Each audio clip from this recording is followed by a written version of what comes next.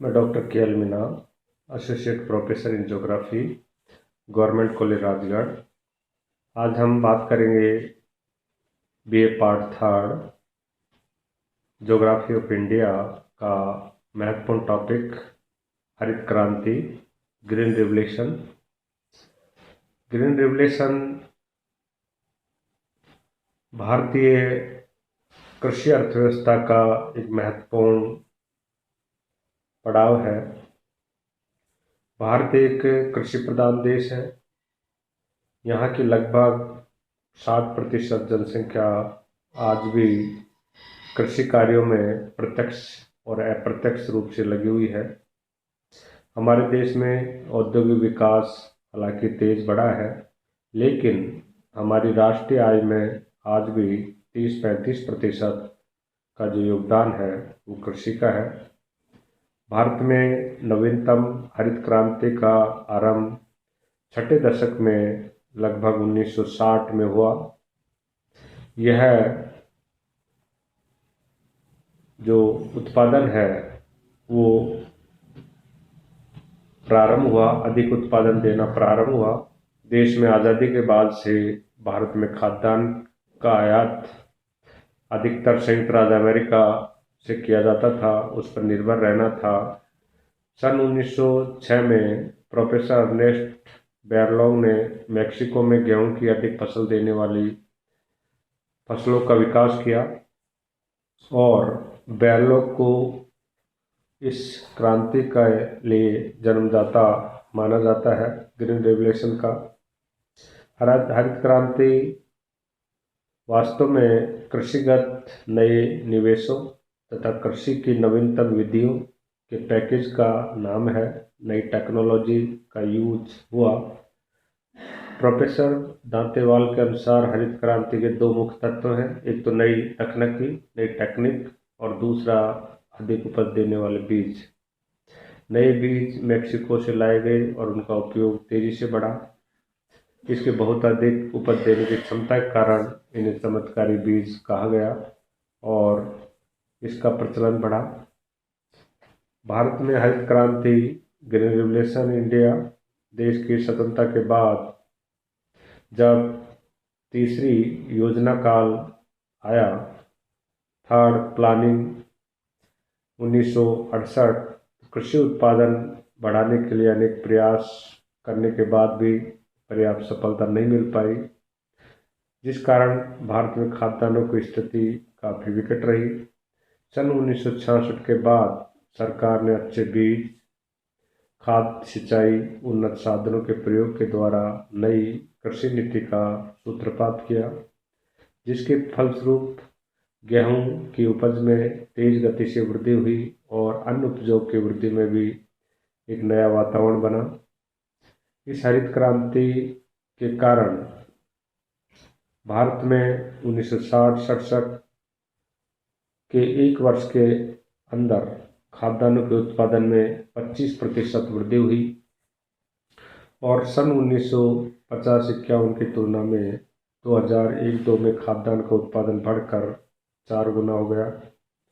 हरित क्रांति से देश में व्याप्त भूखमरी, कुपोषण, गरीबी जैसी समस्याओं को समाप्त करने में सहायता मिली। हरित क्रांति के अनेक कारण हैं जिनका हम चर्चा करते हैं। नंबर 1, उन्नत किस्म के बीजों का प्रयोग हुआ। जहाँ पर्याप्त वर्षा और सिंचाई की सुविधा विकसित हुई, उन क्षेत्रों में चावल, गेहूं, ज्वार, बाजरा, मक्का की अधिक उपज देने वाली किस्मों का प्रयोग किया गया। भारत में हरित क्रांति के बाद से उन्नत किस्म के बीजों के प्रयोग में लगातार वृद्धि हुई। जैसे हम तालिका में देखें तो चावल 1966-67 में 8.9 लाख हेक्टेयर में उन्नत बीजों का प्रयोग किया, जो बढ़कर 2004-05 में 294.3 लाख हेक्टेयर हो गया। गेहूं 1966-67 में 5.4 लाख हेक्टेयर से बढ़कर 220.9 लाख हेक्टेयर। इसी तरह ज्वार, बाजरा, मक्का में भी नए के उन्नत बीजों का प्रयोग बढ़ा। दूसरा, रासायनिक खादों का प्रयोग, केमिकल फर्टिलाइजर का यूज। कृषि वैज्ञानिकों के अनुसार खेतों में अधिकाधिक रासायनिक खाद डालकर कृषि उत्पादन में आसान रूप वृद्धि की जा सकती है। भारत में रासायनिक खादों का प्रयोग बढ़ाने का प्रयास किया गया। तालिका से हम देख पाएंगे कि 1960-61 में नाइट्रोजन 210,000 टन, फास्फेट 53, पोटाश 29, कुल 292,000 टन का प्रयोग किया, जो बढ़कर 2004-05 में 11,076, 4124 और 1598,000 टन हो गया। सिंचाई का विस्तार हुआ। हरित क्रांति के लिए बीज और खाद के साथ साथ सिंचाई की व्यवस्था करना अत्यंत आवश्यक है। भारत में वर्षा कुछ ही महीनों में होती है और वो भी अनिश्चित और अनियमित होती है। सिंचाई पर विशेष ध्यान दिया गया। भारत में 65-66 में केवल 320 लाख हेक्टेयर भूमि पर सिंचाई की सुविधा थी, जो 2002-03 में बढ़कर 728 लाख हेक्टेयर हो गई और 2010 तक 1130 लाख हेक्टेयर में सिंचाई उपलब्ध होने लगी। लघु सिंचाई व्यवस्था, यह व्यवस्था बड़े बांधों के अतिरिक्त कुओं, नहरों, नलकूपों, तालाबों में से भी करनी पड़ती है, जिससे छोटे, मध्यम, बड़े किसानों को इसका लाभ हुआ। इस व्यवस्था में नलकूप, तालाब बनाने के लिए सरकार ने किसानों को सब्सिडी सहायता उपलब्ध कराई और सन 2004-05 में कुल सिंचित भूमि के 70% से अधिक सिंचाई लघु सिंचाई परियोजनाओं के द्वारा की गई। कीटनाशकों का प्रभाव, पेस्टिसाइड का प्रयोग बढ़ा। एक अनुमान के अनुसार फसलों में लगने वाली बीमारियों तथा कीड़े मकोड़े, जीव जंतुओं फसल के उत्पादन को 1/4 तक कम कर देते हैं। अतः अधिक कृषि उत्पादन प्राप्त करने के लिए फसलों को कीड़े मकोड़ों और बीमारियों से बचाना आवश्यक है। इसकी रोकथाम के लिए विभिन्न प्रकार के कीटनाशक दवाइयों का प्रयोग किया गया। खड़ी फसलों की रक्षा के लिए भारत में केंद्रीय पौध संरक्षण संस्थान हैदराबाद प्रशिक्षण देता है। परिणाम स्वरूप भारत में कीटनाशक दवाइयों की खपत लगातार बढ़ी, जिससे उत्पादन बढ़ा। आधुनिक कृषि यंत्रों का प्रयोग, भारतीय कृषि में पुराने, साधारण और परंपरागत हाथ के औजारों के स्थान पर आधुनिक नई तकनीक की मशीनों का प्रयोग बढ़ा, जिससे हरित क्रांति में सफलता मिली। आधुनिक कृषि यंत्रों में tractor, combine harvester, thresher, diesel engine और सिंचाई के लिए अत्याधुनिक सबमर्सिबल पंप आदि का प्रयोग हुआ। इन सभी साधनों के प्रयोग से अब भारतीय किसान अपने सभी कृषि कार्य समय पर समाप्त करने में सक्षम हो गया। किसानों को सस्ती तथा अच्छी मशीन दिलाने के लिए विभिन्न राज्यों में कृषि उद्योग निगम और सरकार ने समय समय पर सब्सिडी दी। ये निगम कृषकों को संबंधित उपकरण सस्ते ऋण उपलब्ध कराकर आसान किस्तों में उपलब्ध कराते हैं। कई राज्यों में ट्रैक्टर, थ्रेशर, कंबाइन आदि मशीनें किसानों के लिए कमाई के साधन बन गए।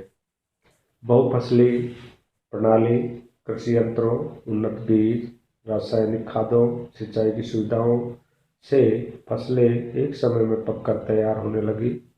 कम समय में पकने से एक ही खेत में वर्ष में 2 या 2 से अधिक बार फसलें उगाना संभव हो गया। परंपरागत खरीफ और रबी की फसल के अतिरिक्त जायद की फसलें भी उगने लगी। वर्तमान में कुल सिंचित क्षेत्र में के लगभग 35% भाग पर 2 या 2 से अधिक फसलें उगाई जाने लगी। ऋण सुविधाएं, सरकारी नीति के अंतर्गत किसानों को ऋण की सुविधाएं प्राप्त होने लगी। पहले किसान अपनी आवश्यकता का 90% ऋण महाजनों से ऊंची ब्याज पर लेता था, जिसे चुकाने में उसे कठिनाई होती थी। परंतु अब किसानों को सरकारी समितियों, बैंकों और आसान किस्तों पर ऋण उपलब्ध होने लगा कम ब्याज पर, और जिससे कि किसान समय पर उन्नत बीज, कृषि यंत्र, उर्वरक आदि खरीद सके और सिंचाई के साधनों का प्रयोग भी कर सके। मृदा परीक्षण, सॉइल टेस्टिंग, हरित क्रांति के विस्तार हेतु मृदा परीक्षण अति आवश्यक है। इस संदर्भ में सरकार ने विस्तृत कार्यक्रम बनाया, जिसके अंतर्गत विभिन्न क्षेत्रों की मृदा का सरकारी प्रयोगशालाओं में परीक्षण किया गया। इस परीक्षण से पता लगा कि अलग अलग क्षेत्रों की मिट्टियों में कौन से तत्व की कमी है और इसे किस उर्वरक और तरीके से दूर किया जा सकता है, और किस प्रकार की मिट्टी में किस प्रकार की फसल अधिक होगी, इसमें किस प्रकार का बीज का प्रयोग किया जाए जिससे कि कृषि फसलों का अधिकतम लाभ हो। ये कृषि विभाग के द्वारा ये किया गया। भू संरक्षण, सॉयल कंजर्वेशन, हरित क्रांति के सफल बनाने के लिए भूमि संरक्षण का कार्यक्रम भी लागू किया गया। भूमि कटाव को रोकने के लिए, भूमि उर्वरता, फर्टिलिटी को बनाए रखने के लिए विभिन्न उपाय अपनाए गए। मरुस्थलों के विस्तार को रोकने, शुष्क प्रणाली के विस्तार को रोकने के लिए नई नई योजनाएं बनाई गई और देश के लगभग 5 करोड़ एकड़ बंजर भूमि के कृषि योग्य बनाने के लिए प्रयत्न किए गए। इससे फसलों में हेर फेर कर फसलें पैदा करने के लिए प्रोत्साहित किया गया, जिससे सकारात्मक परिणाम मिला और फसल का उत्पादन बढ़ा। कृषि शिक्षा और शोध,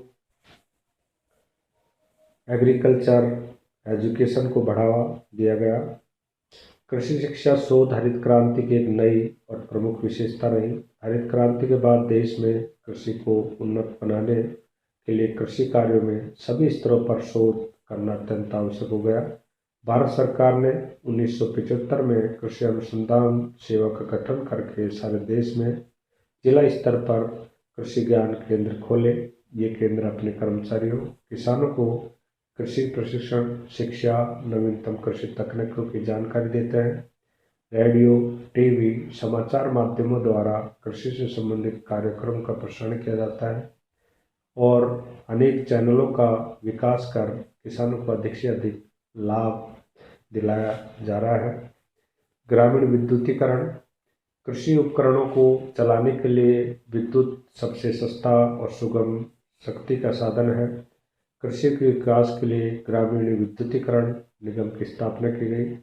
स्वतंत्रता के बाद हमारे देश में केवल 0.5% गाँवों को बिजली उपलब्ध थी, जो 70-71 में 18.5% और 2000 में तक 580.781 गाँव में से लगभग 87% गाँव में विद्युतीकरण हो गया। हरियाणा देश का पहला राज्य जहाँ सभी गांव विद्युतीकृत हो गए। पंजाब, केरल, आंध्र प्रदेश, कर्नाटक, गुजरात, हिमाचल प्रदेश, तमिलनाडु, महाराष्ट्र, नागालैंड आदि में भी 90 से 100% गाँव में बिजली प्राप्त हुई। राजस्थान में भी अब धीरे धीरे लगभग सभी गाँवों में और ढाणियों में विद्युतीकरण का काम तेजी से हुआ।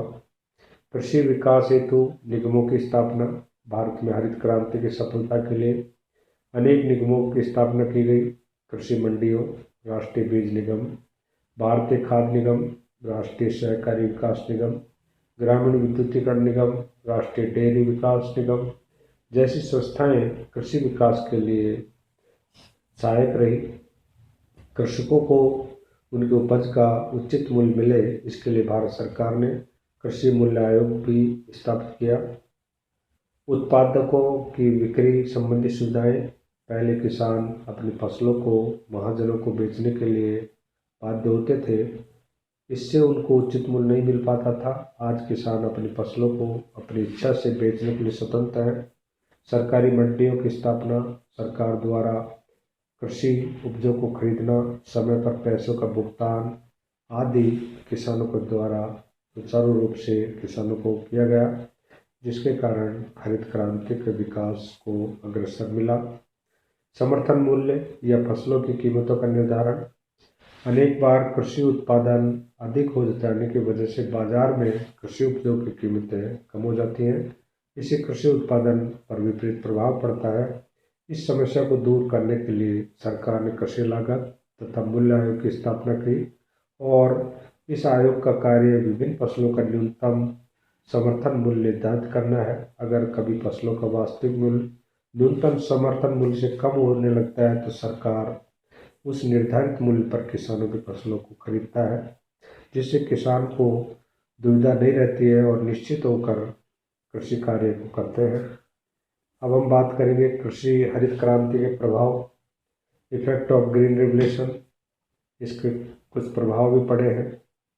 अन्य विकासशील देशों की भांति भारत में भी हरित क्रांति के अर्थव्यवस्था को काफ़ी प्रभावित किया है। इसमें सबसे पहले है कृषि उत्पादन में वृद्धि। भारत में हरित क्रांति से कृषि फसलों का उत्पादन बढ़ा। हरित क्रांति में कृषि उपजों में प्रति हेक्टेयर 28% से भी अधिक वृद्धि हुई और खाद्यान्न में गेहूं का उत्पादन सबसे अधिक बढ़ा, लगभग 2 गुना 3 गुना हो गया। भारत में खाद्यान्न का उत्पादन भी बढ़ा। 1960-61 में जो खाद्यान्न गेहूं 109.60 था, जो 740.50 लाख टन हो गया। इसी तरह से कुल खाद्यान्न 627.48 लाख टन था, जो बढ़कर 1910.60 लाख टन हो गया। किसानों की आर्थिक स्थिति में सुधार हुआ।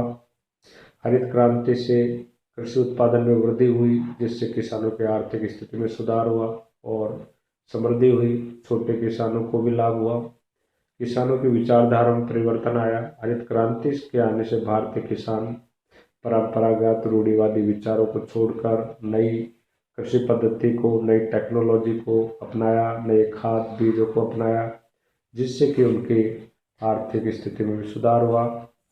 पूंजीवादी खेती। हरित क्रांति में नई कृषि तकनीकों का पूरा लाभ उठाने के लिए विभिन्न प्रकार की मशीनों, उर्वरकों, बीजों, सिंचाई की सुविधाओं का विकास हुआ, जिसके लिए पर्याप्त धन की आवश्यकता थी। इससे कृषि में पूंजीवाद को बढ़ावा मिला। बड़े किसान जिनके पास 10 एकड़ से अधिक जमीन है, वे उनके कृषि उत्पादन और ज़्यादा उनको फायदा मिला। छोटे किसान जिनके पास 2 एकड़ से कम जमीन है, पर्याप्त मात्रा में कृषि में पूंजी लगाने में असमर्थ रहते हैं। हरित क्रांति से बड़े किसानों को ज़्यादा लाभ हुआ और छोटे किसानों को कम लाभ हुआ। उद्योग का विकास। आधुनिक यंत्र, उन्नत बीज, रासायनिक खाद, सिंचाई के साधन हरित क्रांति के आधार हैं। हरित क्रांति के अंतर्गत विभिन्न मशीनों, tractor, diesel engine pump set और उर्वरक बनाने वाले उद्योग धंधे। इससे हरित क्रांति के बाद भारत में उपरोक्त वस्तुओं के निर्माण उद्योग में भी वृद्धि हुई।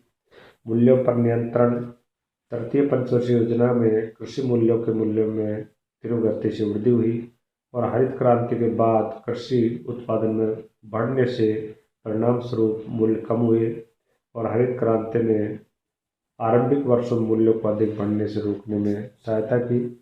कृषि कार्यों में समय की बचत हुई। हरित क्रांति के अंतर्गत श्रम आधारित खेती को छोड़कर आधुनिक और मशीनीकरण का अधिक उपयोग हुआ, जिससे श्रम बचा, धन भी बचा और किसान अब बचे हुए समय का सदुपयोग अपनी और आर्थिक गतिविधियां हैं, पशुपालन है, उसमें भी अतिरिक्त आय प्राप्त करने लगा। कृषि के स्वरूप में भी परिवर्तन हुआ।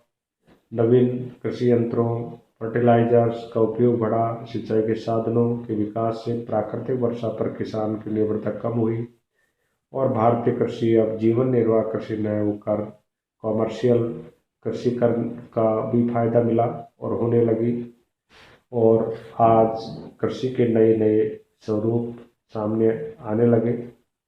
हरित क्रांति के दोष और समस्याएं भी रही। हरित क्रांति ने देश में कृषि उत्पादन में क्रांति ला दी। दूसरी ओर अनेक समस्याएं भी हुई, जिससे आर्थिक, सामाजिक और क्षेत्रीय विषमताएं पैदा हुई।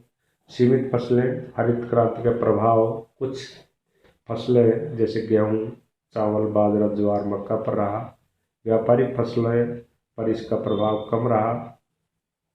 सीमित प्रदेश। भारत में हरित क्रांति का सबसे ज़्यादा प्रभाव जो है पंजाब, हरियाणा, महाराष्ट्र, तमिलनाडु, जहाँ पर बड़े खेत हैं, समृद्ध किसान हैं, उनको अधिक हुआ।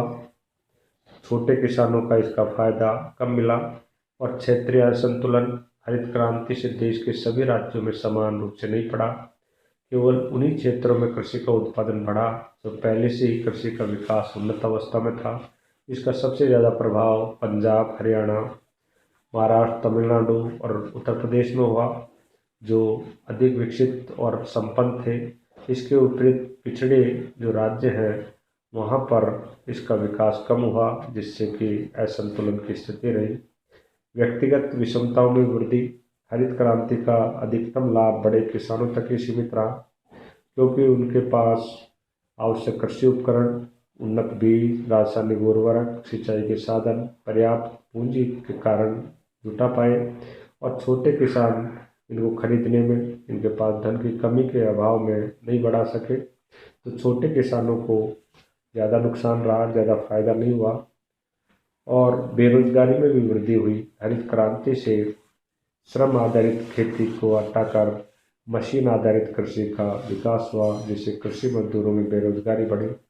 चाय, चावल, गन्ना, कपास आदि फसलों में मशीनों का प्रयोग हुआ, जिससे कृषि मजदूरों का रोजगार के लिए पलायन की समस्या बढ़ी और भूमिहीन मजदूर की दशा पहले से ही अधिक खराब हो गई। और महत्वपूर्ण कारण रहा हरित क्रांति का पोल्यूशन, पर्यावरण प्रदूषण हुआ। किसान अधिक उत्पादन के लिए अधिकतम कीटनाशकों का उपयोग, रासायनिक उर्वरकों का प्रयोग करने लगा, जिससे वायु प्रदूषण, जल प्रदूषण, भूमि प्रदूषण हुआ और इस प्रदूषण के कारण अनेक जीव जंतुओं में, मनुष्यों में बीमारियां बढ़ी और मिट्टी की जो फर्टिलिटी पावर थी, उर्वरा शक्ति थी, उसमें कमी आई और बंजर भूमि की भी वृद्धि हुई। मिट्टी की उपजाऊ शक्ति में कमी हुई। पैदावार बढ़ाने के लिए किसानों ने अपने लालच के लिए बार बार खेतों में अधिक रासायनिक खाद, पेस्टिसाइड का उपयोग किया, जिससे कि उसके जो न्यूट्रिएंट हैं, पोषक तत्व हैं, वो धीरे धीरे खत्म हुए और जिससे बंजर भूमि की स्थिति बनी। हरियाणा, पंजाब में अनेक भागों में हरित क्रांति के कारण गहन कृषि का प्रचलन इसका मुख्य कारण हुआ। ज़्यादा फसलें लेने लगे तो उससे ज़्यादा नुकसान हुआ। जल भराव, खारेपन की समस्या। हरित क्रांति के अंतर्गत देश में नहरों और नलकूपों से सिंचाई की सुविधा हुई। कृषि भूमि के नहरों द्वारा अत्यधिक सिंचाई के कारण जल भराव, वाटर लॉगिंग की समस्या पैदा हुई। पंजाब, हरियाणा, उत्तर प्रदेश में भूमि में खारापन की समस्या हुई, जिससे किसानों को लाभ की बजाय हानि अधिक हुई। हरित क्रांति की सफलता और स्थायित्व के लिए सुझाव। व्यापक क्षेत्र। देश में हरित क्रांति का प्रभाव कुछ राज्यों में हुआ जो पर्याप्त नहीं है। हरित क्रांति का लाभ उठाने के लिए देश के अन्य राज्यों में भी फैलना आवश्यक है। व्यापक फसलें। हरित क्रांति का प्रभाव गेहूं के उत्पादन तक ही सीमित रहा। इसे चावल, कपास, गन्ना, पटसन आदि फसलों में भी लागू किया जाना चाहिए। सिंचाई की सुविधाओं का विस्तार किया जाना चाहिए। उन्नत बीजों के प्रयोग के लिए सिंचाई आवश्यक है, तो सिंचाई की व्यवस्था या बढ़ाने की आवश्यकता है। बहुफसल प्रणाली को अपनाया जाए। 2 या 2 से अधिक जो फसलें हैं उनको बोया जाना चाहिए। इससे कृषि उत्पादन बढ़ेगा और बेरोजगारी की समस्या होगी। एकीकृत फार्म नीति। इस नीति के अंतर्गत किसानों को उन्नत बीज, कीटनाशक दवाइयों, यंत्रों आदि उचित मूल्य पर उपलब्ध कराएं और छोटे और गरीब किसानों को भी किराया पर मिलने की सुविधाएं दी जाएं। छोटे किसानों पर विशेष ध्यान दिया जाए, क्योंकि हरित क्रांति का लाभ बड़े किसानों को ही हुआ है। भूमि सुधारों की तुरंत लागू किया जाए। अतिरिक्त भूमि को भूमिहीन छोटे किसानों में बांटा जाए और छोटे किसानों को कृषि यंत्र